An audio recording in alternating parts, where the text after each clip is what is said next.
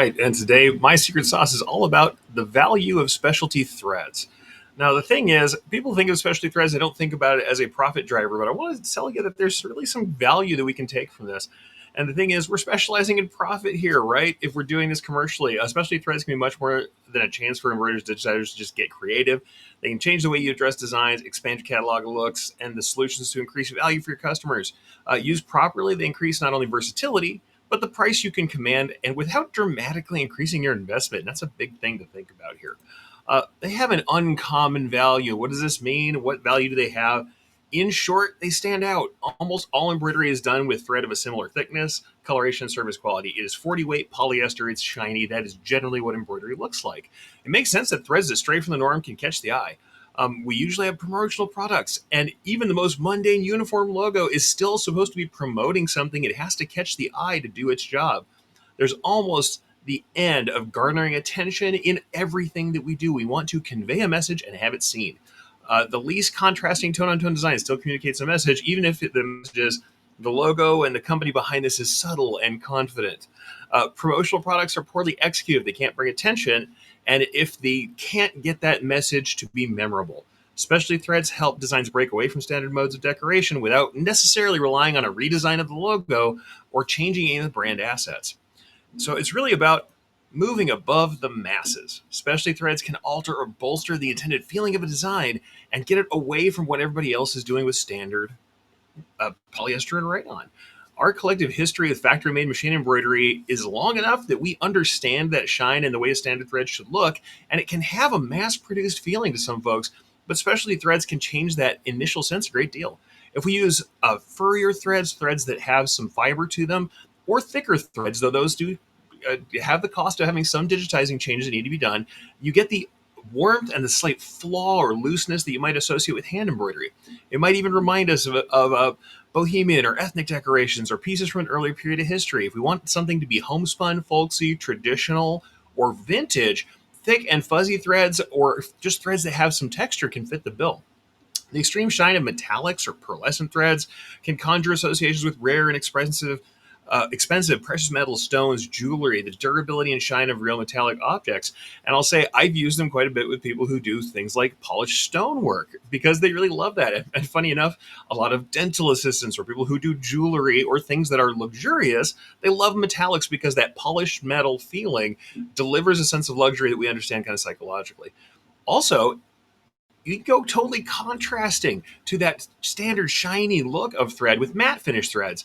And you can get providing subtle hues of shadow through real texture and elevation of a piece, but we have nice solid fields of color that are born from the relative lack of highlights and shadows that's from reflective threads. And that matte finish thread then gives us this flat painted uniform look that still has the dimension of thread and the durability of thread. And no matter the stitching or the lighting conditions, we get a really saturated look that doesn't have maybe that shine and highlight we're used to. The application of various specialty threads can take the same graphic design and produce different senses of what that design means without changes in the color palette or the shapes represented in the design itself. Used in combination, they can produce stunning contrasts that subvert or build on the essential nature of the logo and of the materials. These combinations of rough and smooth or shiny and dull can create depth and interest without additional processes, without adding print, without adding anything to the embroidery, just using thread and its qualities. So what's the value proposition here? We're increasing the actual and perceived value you can deliver. Specialty threads can actually do both, right? All additions to your shop should either directly or indirectly increase your ability to profit. Specialty threads absolutely fits that bill. Adding actual value means providing real measurable utility to your client. Fire resistant threads fit really into this bill. They are providing literal safety to the wearer. Matte finish threads, maybe less critically, can give you things like high UV resistance. So we resist fading and are great for outdoor uses that you might not be able to do with your standard threads. Now our outdoor installations last longer, look better longer, and are more vibrant.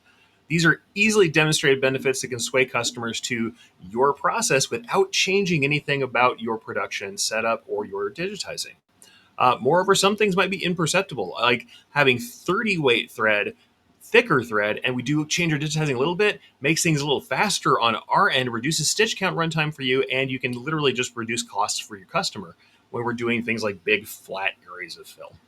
The more subtle proposition is all about perceived value.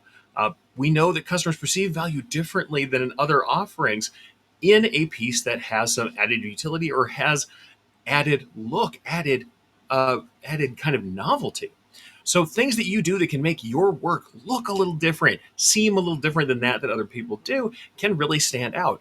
Using thin threads and using the right kinds of materials can make things look cleaner or crisper than your competition, and that might seem to have a higher value. Shiny glittering effects from the metallics, if your competition doesn't offer them, can make things look more expensive, like we've talked about. And honestly, the versatility of specialty threads isn't just in a specific look, it's just in the fact that you have a wider creative possibility. And when they look at your sample catalog, you seem to be less of a commodity than people who are doing the same thing over and over on every piece. So your shop looks more experienced and more adventurous just because you swapped in some threads and changed the looks.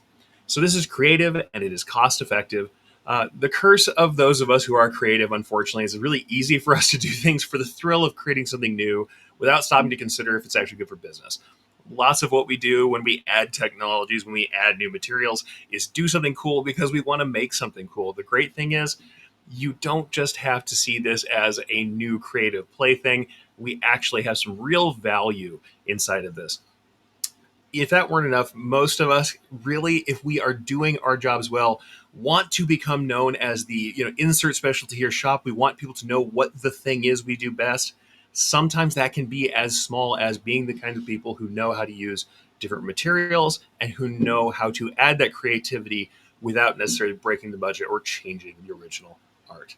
With this relatively inexpensive outlay of testing specialty threads, especially when we're comparing it to things like adding new equipment or new processes, there's little reason not to indulge both that creative side and the business side by exploring the possibility of specialty threads.